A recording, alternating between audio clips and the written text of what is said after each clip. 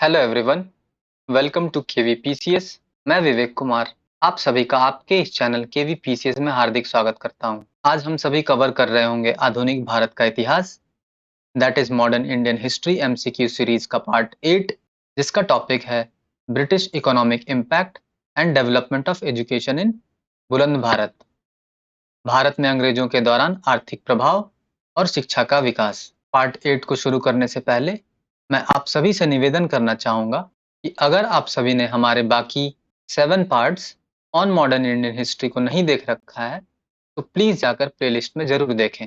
ये सीरीज मेरे द्वारा बाइलिंगुअल भाषा मतलब हिंदी एवं अंग्रेजी दोनों भाषाओं में कवर की जा रही है, जो आपके फ्यूचर में होने वाले एग्जाम्स जैसे UPPCS, MPPSC, BPSC, Bihar SI, JPSC इत्यादि जो भी एग्जाम्स फ्यूचर में होने वाले हैं, उन सभी एग्जाम्स के लिए ये सीरीज अत्यंत महत्वपूर्ण होने वाला है।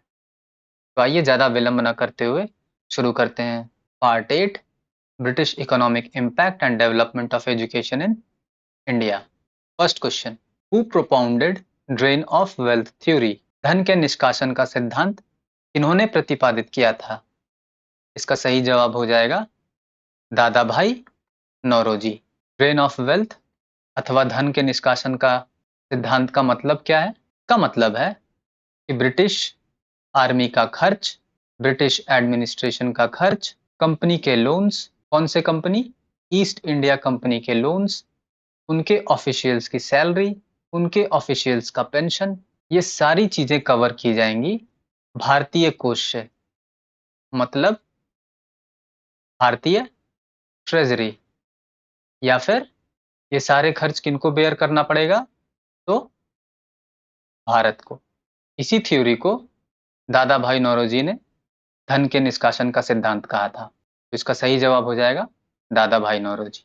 नेक्स्ट क्वेश्चन, आइए विगत वर्षों में दादा भाई नौरोजी पर जो भी प्रश्न पूछे गए हैं उन सभी प्रश्नों को हम इसी स्लाइड में क्लियर कर लेते हैं। दादा भाई नौरोजी, पूरा नाम दादा भाई नौरोजी दौरजी। ओके, इन्हें ही हम grand old man of India तथा अनऑफिशियल एम्बेसडर ऑफ इंडिया के नाम से भी जानते हैं। ओके, दादा भाई नौरोजी ने ही D for drain of wealth theory को दिया था और इन्होंने ही D for deindustrialization theory को दिया था। ड्रेन ऑफ वेल्थ थ्योरी का मतलब धन का निष्कासन और डी इंडस्ट्रियलाइजेशन थ्योरी का मतलब विऔद्योगिकरण। फोर्थ पॉइंट हमें याद रखना है 1886, 1896 को याद नहीं रखना है, याद रखना है 1906 को। ओके, 1886 वो ईयर होगा जब एक पारसी व्यक्ति को पहली बार इंडियन नेशनल कांग्रेस का प्रेसिडेंट बनाया जाएगा। ओके, तो ये भी सवाल आया हुआ है कि वो पारसी व्यक्ति प्रथम कौन थे जिन्हें इंडियन नेशनल कांग्रेस का प्रेसिडेंट बनाया गया था? इसका जवाब होगा दादा भाई नौरोजी। बात करें 1906 की, तो हम लोगों ने लास्ट लेक्चर में ही कवर किया था जब हम पहली बार स्वराज शब्द का प्रयोग होते देखेंगे। कब? 1906 में। और ये इंडियन नेशनल कांग्रेस का अधिवेशन कहाँ होता रहेगा? कोलकाता में। जिसकी अध्यक्षता कौन करते रहेंगे? दादा भाई नौरोजी। और 1886 का अधिवेशन भी याद रखेंगे, कोलकाता में ही हुआ था। नेक्स्ट, दादा भाई नौरोजी प्रथम व्यक्ति होंगे जो मेंबर ऑफ पार्लियामेंट चुने जाएंगे। कहाँ? ब्रिटेन में। पूछा जाए इन्होंने चुनाव कहाँ से लड़ा था, तो इसका जवाब हो जाएगा फिन्सबरी, इंग्लैंड। और पूछा जाए कौन सी पार्टी से, लेबर पार्टी या लिबरल पार्टी, तो इसका सही जवाब हो जाएगा लिबरल पार्टी।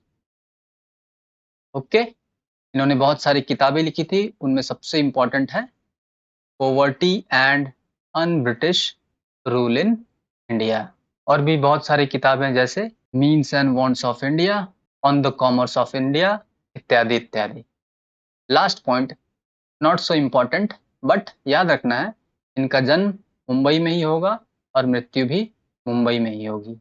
और इनके ही नाम से दादा भाई नौरोजी रोड है जो कि मुंबई में स्थित है। क्लियर? याद रखेंगे।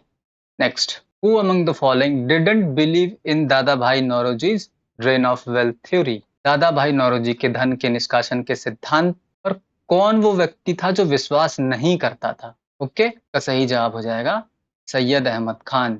पूरा नाम सर सैयद अहमद खान। आखिर क्यों ये विश्वास नहीं करते थे? क्योंकि इन्हें लगता था कि अगर हम ब्रिटिशर्स के प्रति वफादार रहेंगे तभी मुसलमानों का विकास संभव है। Next question, who among the following were the economic critics या फिर क्रिटिक ऑफ कोलोनियलाइजेशन इन इंडिया? निम्नलिखित में से कौन भारत में उपनिवेशवाद के आर्थिक आलोचक थे? ऑप्शंस, दादा भाई नौरोजी बिल्कुल सही, जी सुब्रमण्यम अय्यर बिल्कुल सही, आरसी दत्त ये भी बिल्कुल सही। तो इसका सही जवाब हो जाएगा 1, 2 एंड 3 तीनों। The first T company in 1839 was established by the Britishers at which of the following places? 1839 में पहली चाय कंपनी निम्नलिखित में से किस स्थान पर अंग्रेजों के द्वारा स्थापित करी गई थी? इसका सही जवाब हो जाएगा असम। असम चाय कंपनी, जिसे हम आज भी फंक्शन करते हुए देखते हैं असम में। Next question, by which of the following acts the British east India company fully lost its monopoly on trade off T, opium and trade with China? निम्नलिखित में से किस अधिनियम के अंतर्गत ब्रिटिश ईस्ट इंडिया कंपनी ने चाय, अफीम और चीन के साथ व्यापार का अपना एकाधिकार पूरी तरह से खो दिया?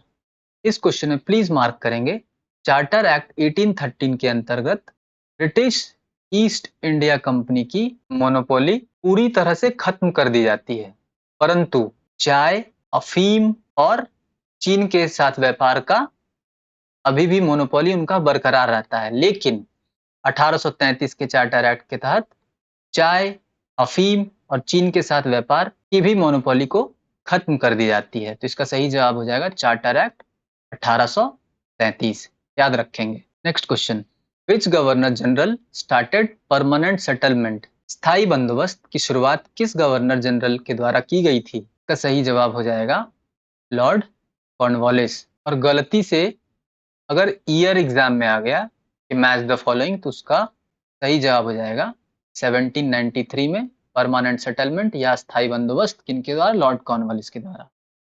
ऑप्शंस पे नजर डालेंगे, हॉल्ट मैकेंजी वो व्यक्ति है जो एम फॉर महल वारी सिस्टम को लॉन्च करेगा। ओके, कब?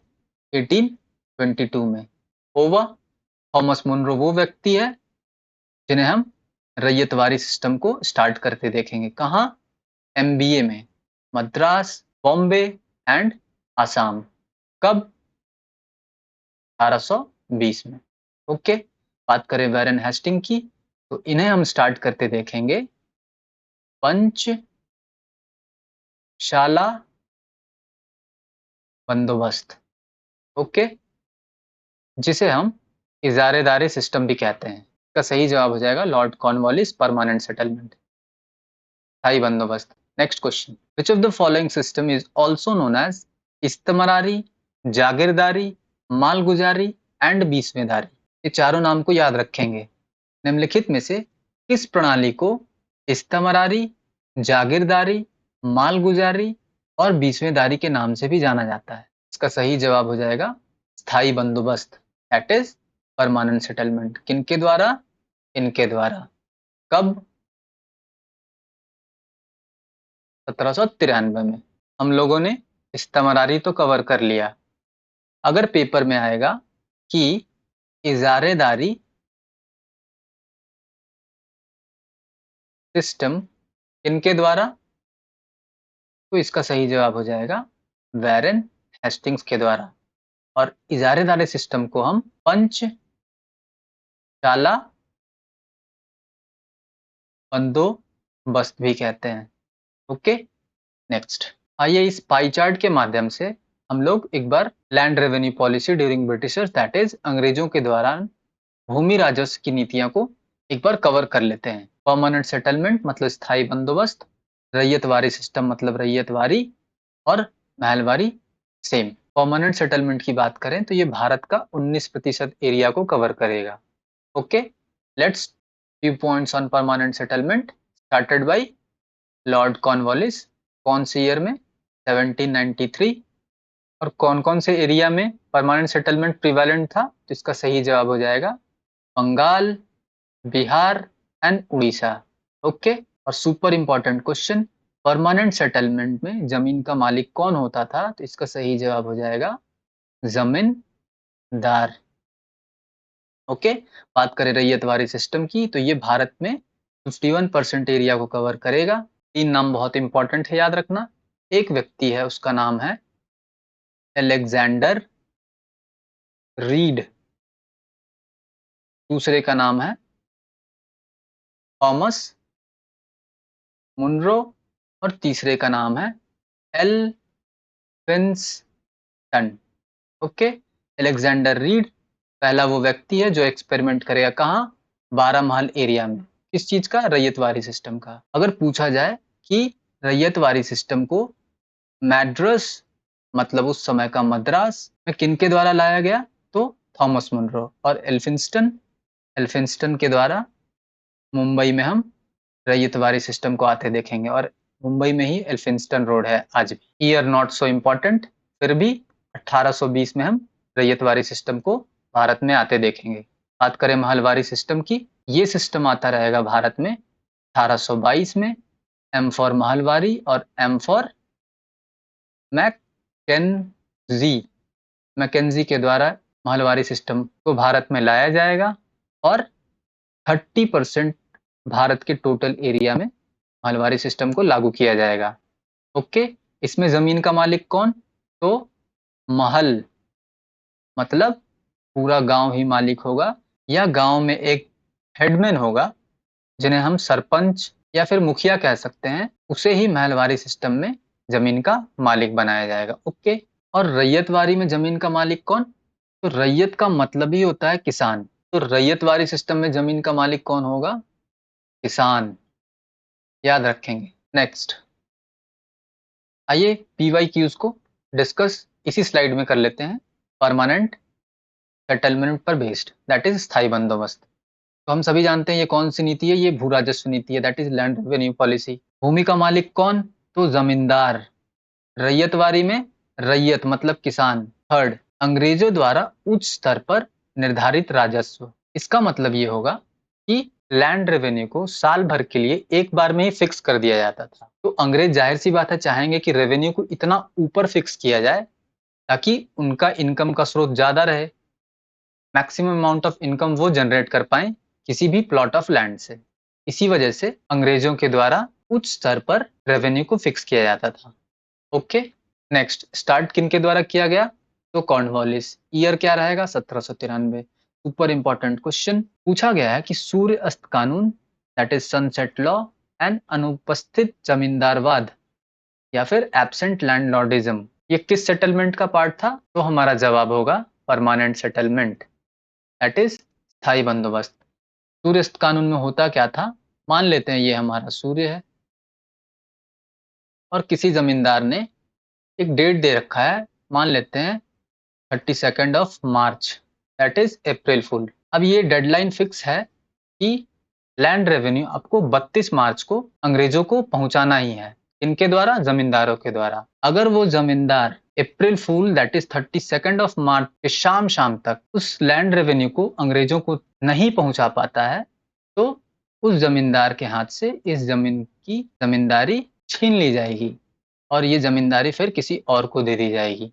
ओके। बात करें अनुपस्थित जमींदारवाद की या फिर एब्सेंट लैंडलॉर्डिज्म, इसे हम दो तरीके से समझ सकते हैं। एक तो जमींदारों ने इतनी कमाई करी कि वे कहीं बाहर जाके सेटल हो जाते हैं और जमीन पर अपॉइंट कर देते हैं किसी और व्यक्ति को एज अ बिचौलिया। अब उस बिचौलिए के द्वारा टैक्स का कलेक्शन किया जाएगा, इनसे? किसानों से, और वो फिर जाकर जमींदार को पहुंचाएंगे और जमींदार के द्वारा फिर वो अंग्रेजों तक पहुंचेगा। ओके। दूसरा हम इस तरीके से समझ सकते हैं कि मान लीजिए एक व्यक्ति जो किसी गांव से बहुत दूर रहता है, उस व्यक्ति को इस गांव पर एक निर्धारित जमीन की जमींदारी दे दी जाएगी। ओके। अब ये व्यक्ति जो बहुत दूर रहता है, उसकी अनुपस्थिति के कारण या अनुपस्थित रहने के कारण इसे अनुपस्थित जमींदारी सिस्टम या एब्सेंट लैंडलॉर्डिज्म कहा जाएगा। और फिर हम देखेंगे फिर बीच में एक इमीडिएटर, दूसरा, तीसरा, इस तरह बहुत सारे इमीडिएटर्स हो जाएंगे और हम होते देखेंगे इसमें करप्शन, जो कि एक कारण बनेगा इसके फेलियर का। ओके, बात करें असफल रहा क्योंकि भूमि गुणवत्ता सुधार पर निवेश नहीं किया गया। इसका मतलब होगा कि जो भी रेवेन्यू जनरेट किए जाते थे वो तो आधे से ज्यादा ब्रिटिशर्स, बाकी जमींदार, किसान बेचारा परेशान, और जो सरप्लस अमाउंट जो जमींदार को बचाना होता था किसानों को देकर, वो सरप्लस अमाउंट को जमींदार खुद ही रख लिया करते थे और लैंड पर इन्वेस्टमेंट बिल्कुल भी नहीं किया जाता था, जिस वजह से हम देखेंगे लैंड की फर्टिलिटी को खत्म होते हुए, और ये भी कारण बनेगा इसकी फेलियर का। ये भी पॉइंट याद रखेंगे, उत्पादन की पूरी जिम्मेवारी किसानों पर थी ताकि अंग्रेजों का कर का भुगतान किया जा सके। अब जमींदार रह रहे हैं बाहर तो पूरी जिम्मेवारी इनके ऊपर तो होगी ही। और ये परमानेंट सेटलमेंट 19% कौन कौन से भारत के एरिया को कवर करेगा, that is Bengal, Bihar and Orissa. याद रखेंगे सारे पॉइंट्स, और ये मेंस में भी बहुत काम आने वाला है। नेक्स्ट अगेन फटाफट हम लोग रैयतवारी सिस्टम को देख लेते हैं। तो ये भी एक लैंड रेवेन्यू पॉलिसी रहेगी। जमीन का मालिक कौन रहेगा? रैयत मतलब किसान। सबसे पहले अलेक्जेंडर रीड के द्वारा कौन से एरिया में एक्सपेरिमेंट किया जाएगा? तो ये है बारामहल एरिया, जो कि मद्रास में था। पूछा जाएगा कि सबसे पहले किनके द्वारा मद्रास में रैयतवारी सिस्टम को लागू किया गया, तो उसका सही जवाब हो जाएगा थॉमस मुनरो। और रीड कहाँ? बारामहल एरिया। एल्फिंस्टन कहाँ? बॉम्बे। ओके, तीनों व्यक्ति को याद रखेंगे। प्रमुख क्षेत्र कौन कौन सा हो जाएगा? That is MBA, that is Madras, Bombay and Assam. एक इंपॉर्टेंट पॉइंट, कर मतलब टैक्स भूमि के मूल्यांकन और सर्वेक्षण के आधार पर निर्धारित किया जाएगा। और राजस्व दर कितना? 50% याद रखेंगे। और जो बहुत ज्यादा फर्टाइल लैंड होगा, मतलब बहुत ज्यादा जो उपजाऊ लैंड होगा, उसमें टैक्स 60% तक भी रखा जाता था। बात करें it failed because of inappropriate survey and corruption. तो सारे पॉइंट्स को याद रखेंगे और स्क्रीनशॉट भी ले लेंगे। नेक्स्ट महलवारी सिस्टम, ये लास्ट है। ये भी एक लैंड रेवेन्यू सिस्टम रहेगा। और जमीन का मालिक कौन? लंबरदार या फिर Mahal. Started by Holt Mackenzie. कब? 1822 में। 1820 में क्या आएगा? रैयतवारी सिस्टम। 1793 में क्या? परमानेंट सेटलमेंट, जिसे हम स्थायी बंदोबस्त कहते हैं। और ये याद रखेंगे, महलवारी सिस्टम कवर करेगा 30% area of Bharat, that is western province and later in central India. Not so important. Next question, which of the following is British imperialist policy? निम्नलिखित में से कौन सी नीति एक ब्रिटिश साम्राज्यवादी नीति है? ऑप्शंस, रिंग बाड़ की नीति, that is policy of ring fence, सहायक संधि, दैट इज सब्सिडरी अलायंस, व्यवगत का सिद्धांत, that is doctrine of lapse, और अधीनस्थ अलगाव की नीति, that is policy of subordinate isolation. इसका सही जवाब हो जाएगा इंपीरियलिस्ट पॉलिसी। ये सारे होंगे, एक से अधिक इसका जवाब होगा, that is option 5 is the correct answer. आइए एक बार रिकॉल करते हैं। पॉलिसी ऑफ रिंग फेंस किनके द्वारा? वैरेन हेस्टिंग्स के द्वारा। सब्सिडरी अलायंस किनके द्वारा? तो लॉर्ड वेलेस्ली के द्वारा। ईयर क्या होगा? 1798, दैट इज 1798। हम लोगों ने कवर किया था कि सबसे पहले कौन एक्सेप्ट करेगा सब्सिडरी अलायंस? तो हैदराबाद के निजाम। याद किया था हम लोगों ने, HMT-AB-BC। प्लीज जाकर आप गवर्नर जनरल के चैप्टर को देख लेंगे एक बार। बात करें डॉक्ट्रिन ऑफ लैप्स की, तो ये स्टार्ट किया जाएगा डलहौजी के द्वारा। कब? 1848 में। जब हम देखेंगे तारा, जैतपुर, संबलपुर, बागत, यहाँ पे जाके हम रुक जाते हैं। उसके बाद झांसी, उदयपुर, नागपुर और करौली पर डलहौजी अपना कब्जा करेगा। और अंततः 1856 में अवध पर वो कब्जा करेगा। क्या ब्लेम लगा के? दैट इज मैल एडमिनिस्ट्रेशन, इसे हम हिंदी में कुशासन कहते हैं। याद रखेंगे, इसका सही जवाब होगा more than one. Next question, in which year Bengal tenancy act came when rights of the tenants on land in Bengal and Bihar were given? Bengal काश्तकारी अधिनियम किस वर्ष में आया था जब बंगाल और बिहार में भूमि पर काश्तकारों के अधिकार दिए गए थे? इसका सही जवाब हो जाएगा 1885। और 1885 हमें इसलिए याद रखना है क्योंकि 1885 में ही हम इंडियन नेशनल कांग्रेस को स्थापित होते हुए देखते हैं। और इसकी स्थापना किनके द्वारा करी जाएगी? He was Elon Octavian Hume. Okay, वैसे बंगाल टेनेंसी एक्ट भी हमें याद रखना है कि 1885 में आया था। Next question, the ryotwari system was introduced in which part of India? Bharat के किस भाग में रैयतवाड़ी प्रणाली की शुरुआत की गई थी? एक बार again revision, permanent settlement that is स्थायी बंदोबस्त कहाँ कहाँ? बंगाल, बिहार और उड़ीसा। बात करें रैयतवाड़ी सिस्टम की तो ये MBA that is Madras, Bombay and Assam. तो ऑप्शंस में दे रखा है Madras and Bombay, Madras and Bombay both, तो इसका सही जवाब हो जाएगा मद्रास और बॉम्बे। और पूछा जाएगा कि सर्वप्रथम कहां पर रैयतवाड़ी सिस्टम को लागू किया गया था, तो इसका सही जवाब हो जाएगा मद्रास में सर्वप्रथम लागू किया गया था, याद रखेंगे। Next question, the ryotwari system of land revenue was prevalent in which of the following parts in India? Ryotwari प्रणाली जो कि एक भू राजस्व प्रणाली थी, वो भारत के किस भाग में प्रचलित थी? इसका सही जवाब क्या हो जाएगा? पश्चिम भारत और दक्षिण भारत दोनों। दक्षिण भारत कैसे हम होते हुए देखेंगे? मैड्रास दैट इज मद्रास, और वेस्ट इंडिया में महाराष्ट्र। इसका सही जवाब हो जाएगा 2 and 4 both. Next question. The commercialization of agriculture deals with growing which type of following crops during the Britishers?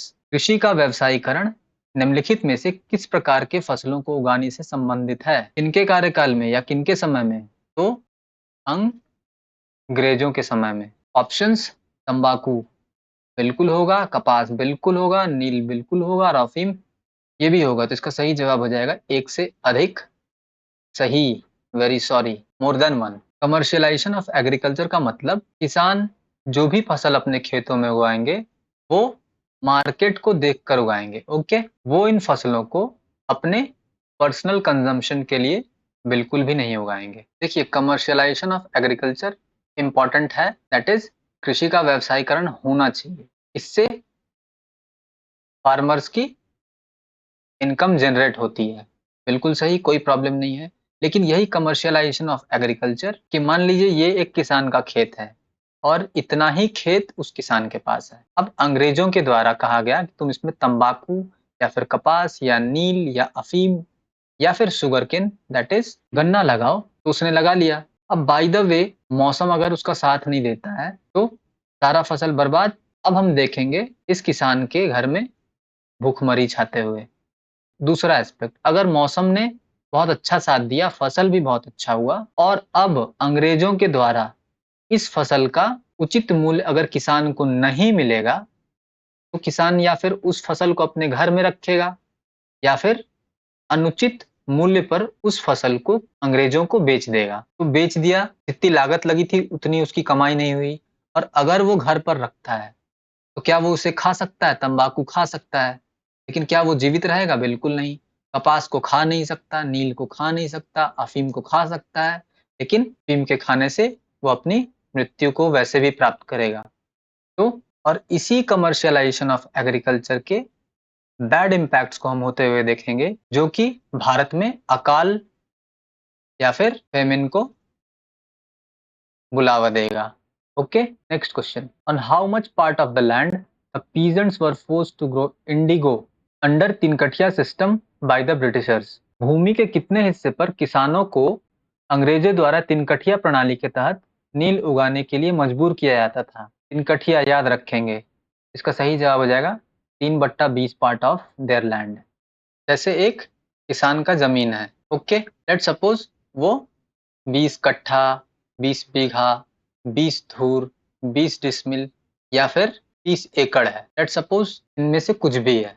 Okay, अब इस 20 कट्ठा में 3/20 दैट इज इस 20 कट्ठे में उसे 3 कट्ठा में नील की खेती करनी होगी और ये कंपलसरी कर दिया जाएगा। और एक एग्जांपल समझते हैं, मान लीजिए आपके पास 100 बीघा खेत है, तो उसका 3/20 क्या हो जाएगा? 20 पंचे 100 और इधर 5 तिया 15, मतलब 15 बीघा जमीन पर आपको नील की खेती करनी ही पड़ेगी। बाकी 85 में आप जो लगाएं आपकी मर्जी। तो यही था 3 कट्ठिया पद्धति। The theory of deindustrialization was given by whom? विऔद्योगीकरण का सिद्धांत इनके द्वारा दिया गया था? हम लोगों ने पढ़ा अभी, ये दिया गया था दादा भाई नौरोजी के द्वारा। इसका मतलब, इसका अर्थ है सो सिंपल, इंग्लैंड से सारे इंडस्ट्रियल आइटम को कहाँ लाओ? भारत, और यहाँ पे डंप कर दो, और भारत के सारे इंडस्ट्रीज को तबाह कर दो। That's it. Next question, the Asiatic Society in Bengal was founded by whom? Bengal में एशियाटिक सोसाइटी की स्थापना किनके द्वारा की गई थी? पहले ये देख ले, एशियाटिक सोसाइटी की स्थापना 1784 में, और किनके द्वारा? इसका सही जवाब हो जाएगा William Jones.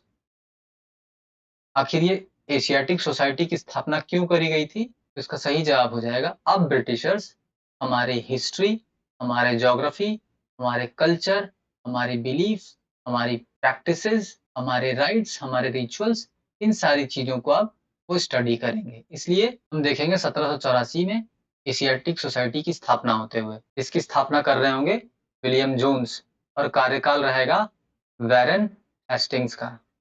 Okay, next question. आइए एक बार William Jones, Charles Wilkins, Dara Shikoh medieval history और कालिदास एंशिएंट हिस्ट्री के बारे में डिस्कस कर लेते हैं। सारे पीवाईक्यूज। विलियम जोन्स के बारे में हम लोगों ने देखा, 1784 में इनके द्वारा एशियाटिक सोसाइटी का गठन किया जाएगा। दूसरी इंपॉर्टेंट बात, हम विलियम जोन्स के द्वारा ही अभिज्ञानम शकुंतलम का ट्रांसलेशन होता हुआ देखेंगे, फ्रॉम संस्कृत टू किस भाषा में? अंग्रेजी भाषा में। बात करें चार्ल्स विल्किंस की, तो इनके ही द्वारा भागवत गीता का ट्रांसलेशन होता हुआ हम देखेंगे, किस भाषा में? अंग्रेजी भाषा में, चार्ल्स विल्किंस के द्वारा। एक और इम्पोर्टेंट बात, अगर हम मिडिएवल इंडियन हिस्ट्री की बात करें, तो वो कौन व्यक्ति था जिन्होंने उपनिषद का ट्रांसलेशन कौन सी भाषा में? पर्शियन भाषा में किया था। इसका सही जवाब हो जाएगा दारा शिकोह। और दारा शिकोह कौन था? ये शाहजहां का बेटा था, और इसी दारा शिकोह को शाहजहां के द्वारा सिर ए अकबर की उपाधि दी गई थी। क्यों? क्योंकि इसने उपनिषद का ट्रांसलेशन किया था पर्शियन भाषा में। नेक्स्ट, कालिदास याद रखना है, अभिज्ञानम शकुंतलम, और भी इंपॉर्टेंट बुक्स जैसे मेघ दूतम, दूसरा अभिज्ञानम शकुंतलम, तीसरा कुमार संभवम, चौथा रघु वंशम, और पांचवा super important, that is Malavika Agnimitra. इनके द्वारा? कालिदास के द्वारा। और कालिदास इनके कोर्ट पोएट थे, तो इसका जवाब हो जाएगा चंद्रगुप्त द्वितीय, जिन्हें हम चंद्रगुप्त विक्रमादित्य के नाम से भी जानते हैं। तो याद रखेंगे, ये सारे क्वेश्चंस पीवाईक्यूज हैं और ये आ रखे हैं। Next question, the first Sanskrit college in 1791 at Varanasi during the period of Lord Cornwallis was founded by whom? Cornwallis के कार्यकाल में वाराणसी में पहला संस्कृत कॉलेज 1791 में इसके द्वारा स्थापित किया गया था। इसका सही जवाब हो जाएगा जोनाथन डंकन। ओके, याद रखेंगे, William Jones, Asiatic Society, Charles Metcalfe, liberator of Indian press, that is भारतीय प्रेस के मुक्तिदाता, और James August Hicky, he was the one जिनके कार्यकाल या जिनके काल में हम फर्स्ट न्यूज़पेपर को आते हुए देखेंगे, और उस न्यूज़पेपर का नाम था द बंगाल गजेट। और जब इतना जान लिए तो ये भी जान ले, ये आएगा कब? 1780 में। Next question, the first madrasa during the time period of Warren Hasting was opened कहाँ? वैरन हेस्टिंग के कार्यकाल में पहला मदरसा कहाँ खोला गया था? इसका सही जवाब हो जाएगा कलकत्ता। पूछ लिया कब? इसका जवाब हो जाएगा 1780। और अगर पूछ लिया कि इसके फर्स्ट हेड कौन थे? Mulla Majduddin. Okay, next question. The Hindu college at Calcutta in 1817 which was established by Alexander Duff and David Hare in collaboration of whom? Calcutta में हिंदू कॉलेज जो कि 1817 में स्टैब्लिश किया जाएगा, जिसे एलेक्जेंडर डफ और डेविड हेयर ने इनके सहयोग से स्थापित किया था। सुपर इंपॉर्टेंट क्वेश्चन, इसका सही जवाब हो जाएगा राजा राम मोहन रॉय। कब? 1817 में। और ये भी पूछा गया कि सबसे पहला कॉलेज कौन? तो हिंदू कॉलेज, किनके द्वारा? राजा राम मोहन रॉय। हम लोगों ने राजा राम मोहन रॉय के बारे में लास्ट लेक्चर में बहुत ही डिटेल में कवर किया था। एक बार ऑप्शंस पे नजर डालेंगे। DK curve. डीके कर्वे वही व्यक्ति हैं जिनके समय में हम देखेंगे फर्स्ट विमेन यूनिवर्सिटी को ओपन होते हुए। और पूछा गया है कहां पर ओपन होते हुए, तो सही जवाब हो जाएगा मुंबई, और उस समय का बम्बई। बात करें मदन मोहन मालवीय की, ये भी क्वेश्चन आया हुआ है, इनके द्वारा कौन सी यूनिवर्सिटी की स्थापना करी गई थी? तो बीएचयू किनके द्वारा? एमएमएम, ईस्वी 1916। और ये भी याद रखेंगे बीएचयू वही यूनिवर्सिटी है जिसे फर्स्ट सेंट्रल यूनिवर्सिटी का दर्जा मिला है। Okay, the university which was declared as the India's first central university was, कौन सा यूनिवर्सिटी? वह विश्वविद्यालय जिसे भारत का पहला केंद्रीय विश्वविद्यालय घोषित किया गया, वह विश्वविद्यालय कौन सा था? का सही जवाब हो जाएगा बीएचयू, और एस्टैब्लिश किनके द्वारा? Hmm. Next question, match the following, मिलान करें। हिंदू कॉलेज एट कैलकाटा किनके द्वारा? आरआरआर 1817 में, बिल्कुल सही। दिल्ली कॉलेज इन दिल्ली 1824, ये भी बिल्कुल सही। बीएचयू बनारस इनके द्वारा? मदन मोहन मालवीय के द्वारा। कब? 1875, बिल्कुल नहीं, इसका सही जवाब हो जाएगा 1916। अभी हम लोगों ने डिस्कस किया था। और बात करें मुस्लिम एंग्लो ओरिएंटल कॉलेज जो कि अलीगढ़ में स्थापित होगा, इसकी स्थापना कब? 1875। तो आप इसका आंसर चेक कर लेंगे। Next question, the first pre university which was opened in Bombay, Calcutta and Madras was opened in which year? Bombay, Calcutta और मद्रास में खोले गए पहले 3 विश्वविद्यालय इस वर्ष खोले गए थे। इसका सही जवाब हो जाएगा 1857। और पूछा जाएगा किस कमिटी या किस एक्ट के तहत, तो आपका जवाब होगा वुड्स डिस्पैच 1854 के द्वारा। Next question, the first 3 high court in Bombay, Kolkata and Madras was established in which year? Bombay, Calcutta और मद्रास में पहले 3 उच्च न्यायालय किस वर्ष में स्थापित किए गए थे? लास्ट क्वेश्चन में हम लोगों ने देखा था बॉम्बे, कोलकाता और मद्रास में यूनिवर्सिटीज को ओपन होते हुए, ओके, जो कि 1857 में ओपन होगा। किस एक्ट के तहत? तो वुड्स डिस्पैच 1854 के तहत। अब बात करते हैं हाई कोर्ट, कहाँ? बॉम्बे, कोलकाता और मद्रास। ये ओपन होगा 1865 में। और किस एक्ट के तहत? तो हाई कोर्ट एक्ट 1861 के तहत। याद रखेंगे। और एक इंपॉर्टेंट बात प्लीज ध्यान देंगे, हाई कोर्ट एक्ट 1861 जो आएगा वो कैनिंग के कार्यकाल में आएगा। ओके, क्योंकि कैनिंग का कार्यकाल हम देखते हैं 1856 से लेके 1862 तक। ओके, लेकिन जब हाई कोर्ट का फॉर्मेशन होगा कहाँ? बॉम्बे, कोलकाता और मद्रास में, उस वक्त वायसराय कौन रहेगा भारत का? इसका सही जवाब हो जाएगा लॉरेंस। ये भी क्वेश्चन आया हुआ है, इसे हम याद कर सकते हैं। High court, court deals with law. Okay, तो हाई कोर्ट का फॉर्मेशन जब होगा 1865 में, उस वक्त वायसराय रहेंगे Lord Lawrence. Next question, which of the following is not related to education in India? इनमें से कौन भारत में शिक्षा से संबंधित नहीं है? चार्टर एक्ट 1813 संबंधित है, मैक्यूले मिनट्स 1835 संबंधित है, वुड्स डिस्पैच 1854 संबंधित है, और सैडलर कमीशन 1917 ये भी संबंधित है। तो इसका सही जवाब हो जाएगा मोर देन वन, एक से अधिक। एक बार प्लीज ऑप्शन की तरफ नजर डालेंगे। चार्टर एक्ट 1813 के अंतर्गत हम भारत में पहली बार 1 लाख रुपए आवंटित होते हुए देखेंगे। किस क्षेत्र में? तो शिक्षा के क्षेत्र में। याद रखेंगे 1 लाख रुपए पहली बार आवंटित किस एक्ट के तहत? तो चार्टर एक्ट 1813 के तहत। बात करें मैक्युले मिनट्स की, जो कि 1835 में आएगा। मैक्युले मिनट्स के अंतर्गत हम भारत में अंग्रेजी दैट इज इंग्लिश को ऑफिशियल लैंग्वेज डिक्लेयर्ड होते हुए देखेंगे।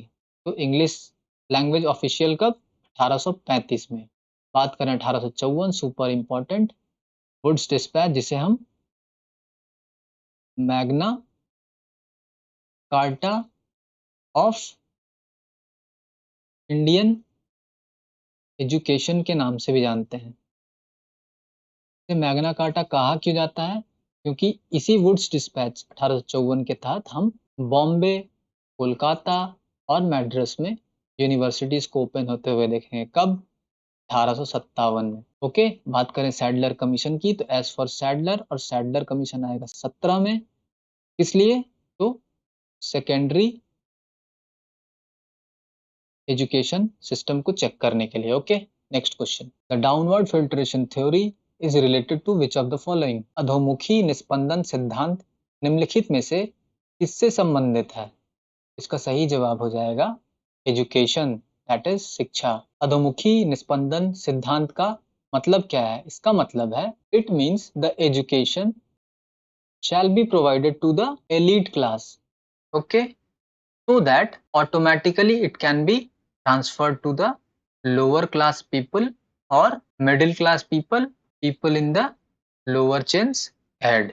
Okay, next question. In which year the Sadler University Commission came in India to bring the reforms in Indian education? भारतीय शिक्षा में सुधार लाने के लिए सैडलर विश्वविद्यालय आयोग किस वर्ष आया था? सैडलर आएगा 17 में, तो सही जवाब हो जाएगा 1917, that is 1917। The theory of downward filtration was given by whom? का सही जवाब हो जाएगा लॉर्ड मैक्यूले। और मैक्यूले मिनट्स कब आएगा? 1835। और इसी वक्त हम इंग्लिश को ऑफिशियल लैंग्वेज डिक्लेयर होते हुए देखेंगे। Next question. The national council of education established in which year?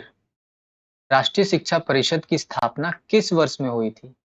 तो सही जवाब हो जाएगा 1906 ईस्वी। मोर प्रिसाइसली अगर पूछ लिया तो 15th of August, 15 अगस्त 1906 में, national council of education.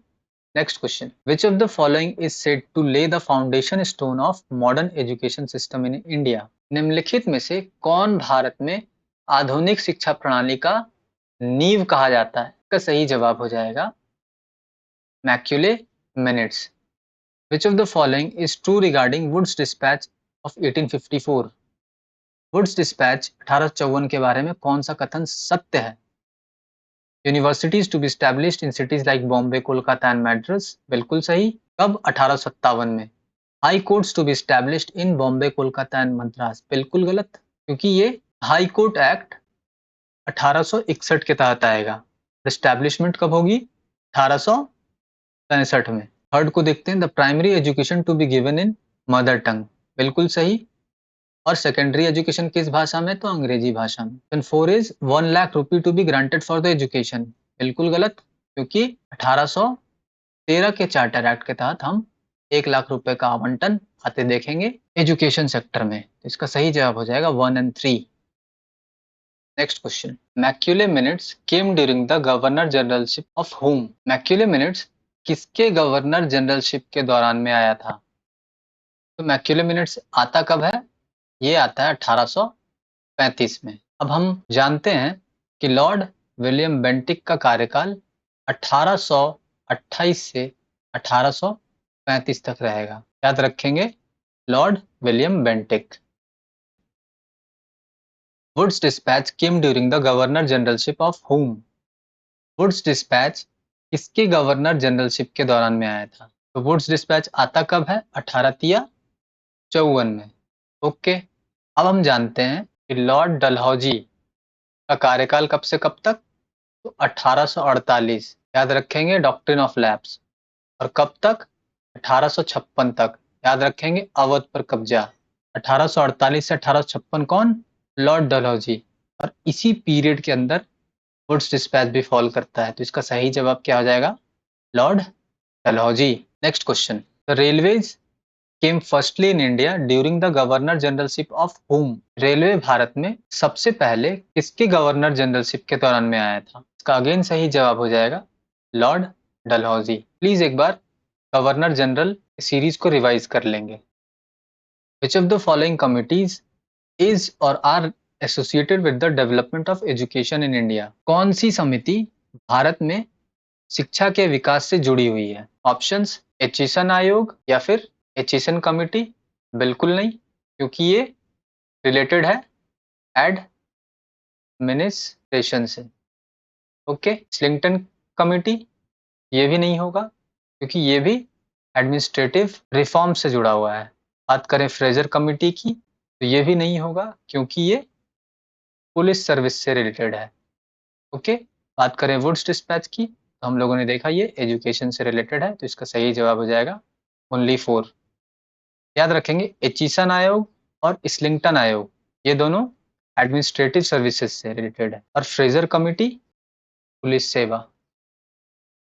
Okay, और ये दोनों प्रशासनिक सेवा से रिलेटेड है। ओके, इसका सही जवाब हो जाएगा केवल 4। इस तरह हम लोगों ने पार्ट 8 को भी आज कवर कर लिया है। आशा करता हूँ ये सीरीज आपके लिए महत्वपूर्ण साबित हो रहा होगा। Again I request, if this part 8 seems to be helpful in your preparation, then please like, please share, and please subscribe. Friends, a huge effort is being laid from my side to bring you the, I will not say the best content, I will say to bring a better content for you. And it really takes too much of time to just prepare and deliver in front of you. इसलिए अगर आप सभी को ये series पसंद आती है तो लाइक, शेयर और सब्सक्राइब ज़रूर करें। वीडियोस लगातार आते रहेंगे। मिलते हैं अगले पार्ट में, that is part 9। Thank you very much. जय हिंद, जय भारत।